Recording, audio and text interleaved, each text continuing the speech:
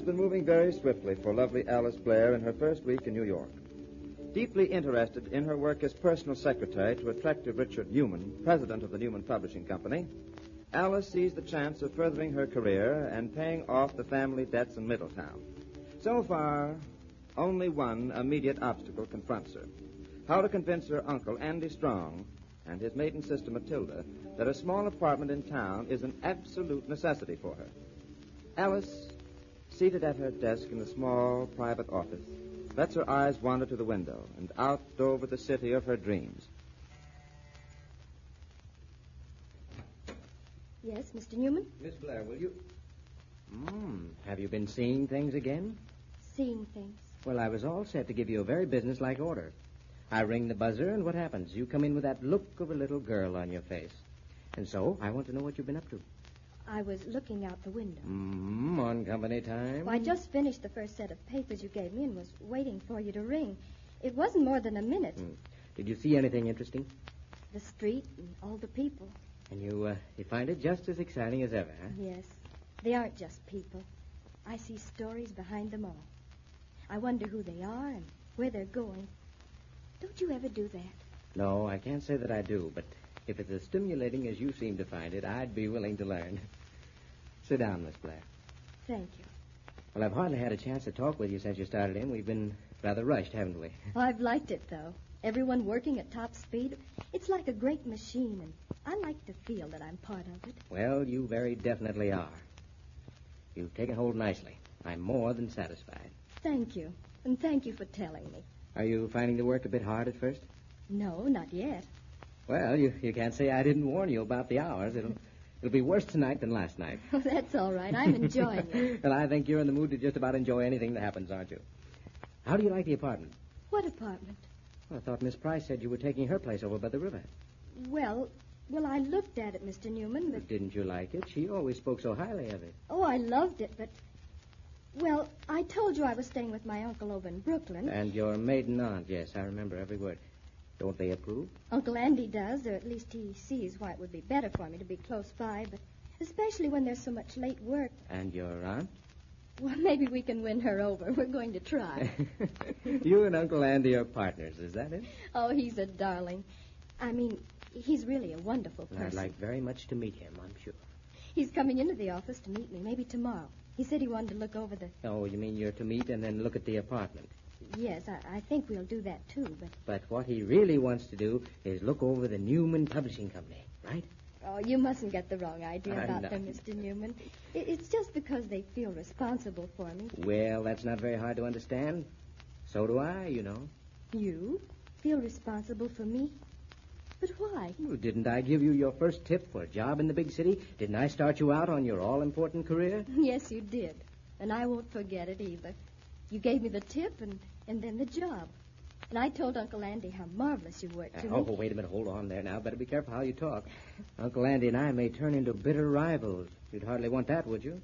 Oh, but I didn't mean it that way. Well, things aren't always taken in the way they're meant. Don't look so puzzled, Alice. I think your Uncle Andy and I would be great friends. When he comes in, let me know, will you? Yes, Mr. Newman. Fine. Oh, you said you'd finish up that E-Bright copy. Yes, I did. Good. Now, here's a second batch of it. I'd like you to get it out tonight. You sure you don't mind staying? Not at all. If that goes out by air, Carl should have it day after tomorrow. Put in a note. Tell him he's no good. We don't like his stuff and haven't any use for him personally. You want to say that to Carl Ebright? Why not? But Carl Ebright... Well, I think he's wonderful. Oh, so you've read him, hmm? Of course. Then I may as well tell you it's notes like that keep him so wonderful, as you call it. He's no good, we don't like his stuff, and we have no use for him personally. You got it? Yes, Mr. Newman. However, we want the material corrected and approved and back in our hands a week from tomorrow. You can sign the note. Yes, Mr. Newman. Rush it. Get it in tonight's mail. Think you can make it? I'll do my best. Oh, yes, listen. Anything else? Didn't you say you wanted to see Richard Moran? I clean forgot. I'll step right down there now and be back in a few minutes. And, say, Miss Blair, maybe you'd better not sign that E-Bright note after all. No? Last time we started writing one of our writers, Miss Price initialed the notes. It had drastic effects. Well, what happened? She married him. I'm not taking any more chances. Oh, you needn't worry about me. Can I be sure? Haven't I told you I was a career girl? Oh, no interest at all in men. I'm much too devoted to the Newman Publishing Company. Which is quite all right by Richard Newman, publisher. Now get to work now, or he'll throw you out. Yes, Mr. Newman. See you later. See you later. And now a letter to Carl E. Bright. Here am I, Alice Blair, and I may write to you, Carl E. Bright. You who write of the sea, the tilt of planks, and the salt, tangy smell of a waterfront dock. The gates of adventure are opening wide.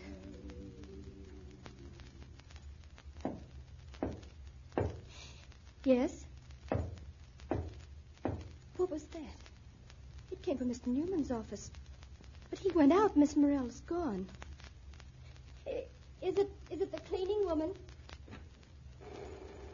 No. No cleaning woman.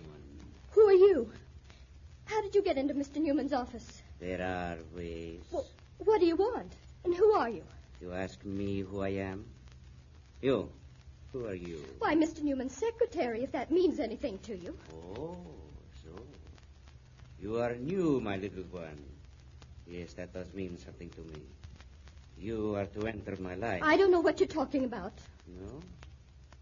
That other. Where did she go? Don't stare at me. Miss Price. What happened to her? She left. Huh?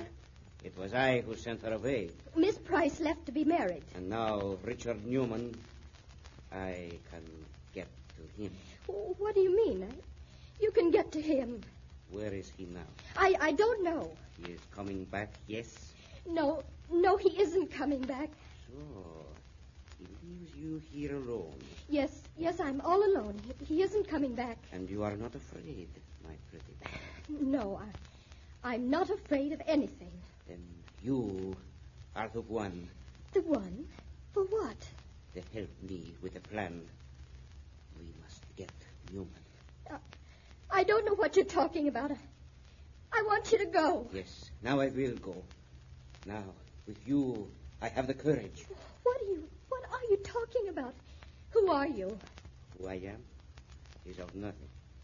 But with you, I can be. Do you understand? No, I don't understand. Please, won't you go? Yes, I go. But I will come back. You may tell Newman. Yes? Tell him you have found the knife. It happened. That man was really here. Oh, please let him get out of the building. Into the elevator, out of the building before. Mr. Newman. What did he mean, get Newman? A knife. I have found a knife. Oh, if they should meet. Miss Blair. Oh. What's happened? What is it? Oh, Mr. Newman, are you all right? Of course I'm all right, my dear child. Why, you're shaking all over. Well, there was a man here. He got into your office. Yes? He said he was out to get you. He talked about a knife. A man to get me? You're sure it wasn't some joke? No, he was desperate. He kept threatening you. I tried to get rid of him. I was so afraid that... Well, did he threaten you? Did he touch you? No, he didn't. He said that... Oh, no. Don't talk about it. Wait till you get all quieted down now. It's all right. It's all right. Feel better? Hmm? Yes, But I was so worried. But he didn't touch you. What were you worried about? About you. Is this our career girl with no interest in men? Who is this strange character out to get Richard Newman? What part is Alice to play in his plan?